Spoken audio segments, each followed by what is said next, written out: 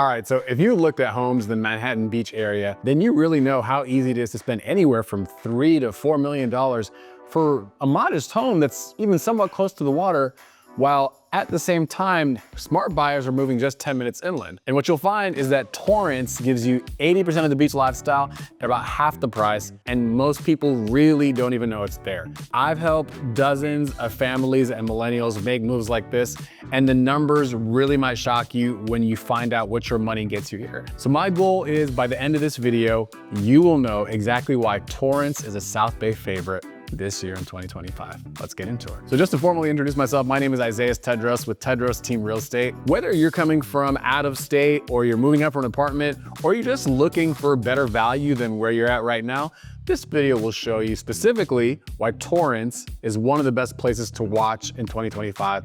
And before you get too crazy in the comments, just remember that best is somewhat subjective and it really depends on what matters most to you. Now, let's take a look at what makes Torrance, this location specifically, so special, and keep this in mind because it gets even better as you see all the amenities and the things that come with living in this community that go along with these prices. So yes, from here you can get to LAX in about 20-25 minutes, downtown LA I'd say 25-30, and still live steps from the beach. This is the game changer, right? This is the power of Torrance's location, and this is a big reason why we're finding that buyers are really starting to pay attention. Another thing is Torrance has about 1.5 miles of Pacific coastline, and even myself, as I was making this video, I kind of forgot that Torrance is not completely inland. It does have this small stretch, which kind of gets forgotten because it's right there next to PV and Redondo Beach. The real game changer here is the location and the transportation. Torrance just sits south of the 405, west of the 110, just east of PCH, which ultimately means you can get around pretty easily. By the way, you'll have to wait for this for a little later, but I'm gonna show you the Hollywood River area neighborhood. And we're talking cliffside views, we're talking about ocean breeze for nearly half the price of Manhattan Beach. And yes, I will break down the numbers. But there's another thing to look forward to. Okay, but there is something else. Torrance is showing that it is interested in getting better. And what I mean by that is that it's not staying the same. An example of that is that in 2024, Torrance finished what was called the 405 Auxiliary Lane Project. It essentially fixed the merging points for traffic that made driving smoother. And that's a really big deal in LA. Where traffic typically gets worse, when's the last time that you heard it got better in any city in this county? Now, here's what really is changing the game, and that is Torrance is getting a new Metro C line extension, and the city chose the hybrid 170th, 182nd tunnel plan in May 2024. And once it's built, you will be able to take the train from Torrance to LAX seamlessly. And this is expected to open between 2030 and 2033, so we still have some time. But when you kind of look out into the future, this kind of connectivity, this type of convenience is putting Torrance in a better place in terms of its ability to get around the city. These types of advancements are really what are going to change the way people think and look at where they want to live.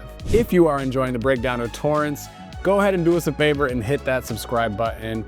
We make it a point to talk about the stories of Southern California neighborhoods on a weekly basis, the good, the bad, everything in between. And we post videos every single week with the home prices, with what's going on in the market, house tours, the things that most people won't take the time to show you. So if you are thinking about moving to this area, this is the kind of information you need. And let's get back to the video. So let's talk about why families are choosing Torrance instead. And I'd say Wilson Park is a great example of this because Wilson Park is huge, all right? It covers over 40 acres of land, and I'd say one of the most compelling parts of what makes Wilson Park so interesting is its farmer's market. It's a farmer's market that's held every 2 weeks, and it has everything that you expect from a farmer's market.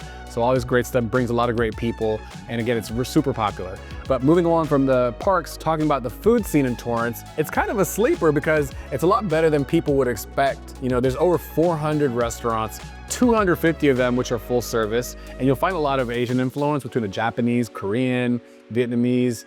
Another thing though, is that people forget about Del Amo Fashion Center, which is a huge shopping mall that's over 2.5 million square feet. one of the biggest malls in the US. I know people don't really go to malls like that anymore. I know we don't, but this one's not like a traditional mall because it's not really dying out. They still have big brands that are coming in. What you'll notice in Torrance is that there is a community feel. Between the events happening year round, the farmers market, the art shows, the park activities, it's easy to meet people and it offers a unique value proposition. Now let's talk about what you can get for your money in Torrance, especially when you compare it to other nearby cities, and why that matters for your lifestyle, for your budget, your financial future, all that good stuff. So right now, the median home price in Torrance is about $1.2 million.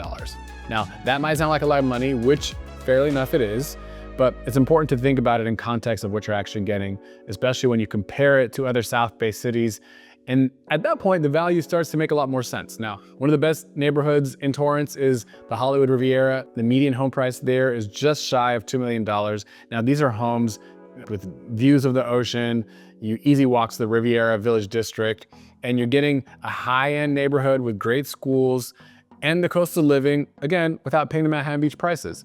In South Torrance, which is also known for being family-friendly, great schools, the median price is about $1.4 million or so. Now compare this to Manhattan Beach, where the median home price is anywhere from $3 to $4 million. Yes, of course, Manhattan Beach is nicer, but that's nearly 3 times more than what you're getting in Torrance for a similar lifestyle. Again, Redondo Beach is also next door, which is somewhat comparable, has a median price of about $1.5, which we recently made a video on, which you can check out. But depending on your priorities, the options become clearer, especially in this case, because if you're looking to prioritize convenient South Bay living with a reasonable price point, the real estate numbers in Torrance show a consistently solid market, and the home prices are selling oftentimes above asking. Okay, so before we keep going on, I am curious, what matters most to you guys when you guys are picking a neighborhood? So go ahead and leave me a comment. Let me know what you're looking for, because I do read all your comments, and your feedback does help me make better videos about the places that you actually care about. So help me out with that. Again, Torrance, I've said, has a ton going for it, but I do also like to keep it real with my clients. And I think there is one thing that buyers who are considering here should be aware of, and that is the Torrance refinery. And it's located on the eastern edge of the city. And while a lot of the neighborhoods are far away enough from it that it's a non-issue, some people really do have concerns about the air quality or the proximity to the industrial sites, in addition to the fact that it could be a bit of an eyesore.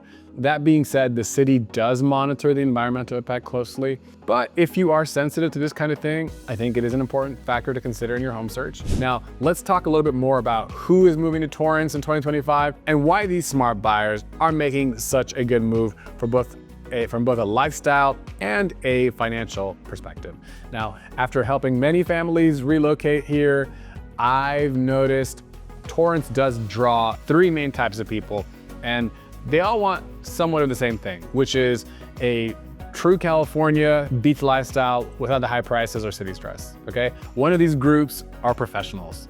Now, Torrance has a strong economy with big employers, notably one of them, which is the American branch of the Honda US headquarters. Now, this is a huge draw for people who come here. Now, these are people who care about both work and quality of life.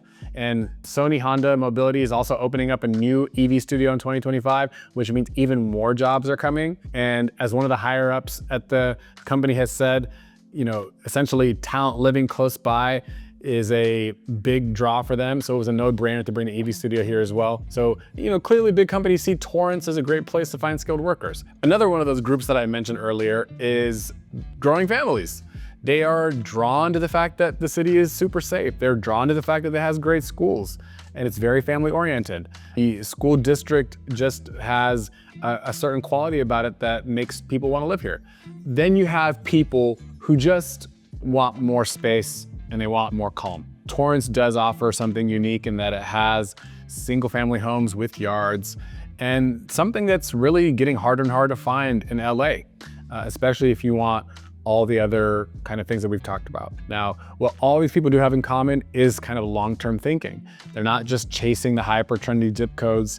They want a place that offers steady value, steady appreciation, strong schools, real job options, and prices for homes that are not overpriced. And this is the kind of thing that an investor takes notice of too, because it just has good fundamentals. It's a strong market, I'd say, with room to grow.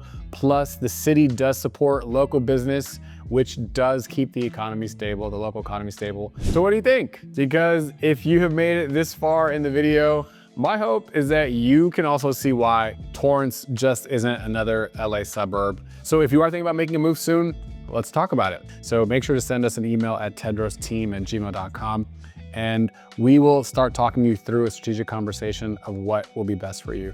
Don't wait till all the things change that will push the prices even higher. The smart buyers are moving now, and I want to help you be one of them. So, and speaking of smart real estate moves, check out our video on the next screen where I break down 7 different neighborhoods, all in LA County, and I give you the best mix of value, location, lifestyle in 2025. Definitely one that you have to consider if you're thinking of moving to the Southern California area, because we do kind of a high level deep dive into where you should think about living if you are coming to the LA area in 2025. So just click on the video in your next screen to help you continue to explore Southern California's hottest real estate markets. And I will see you there. But before we do that, I just want to say thank you for watching. Subscribe to this channel if you haven't already, as we help you dive deeper into all things Long Beach and LA and all of its surrounding pockets every single week as we help you believe for more. Peace.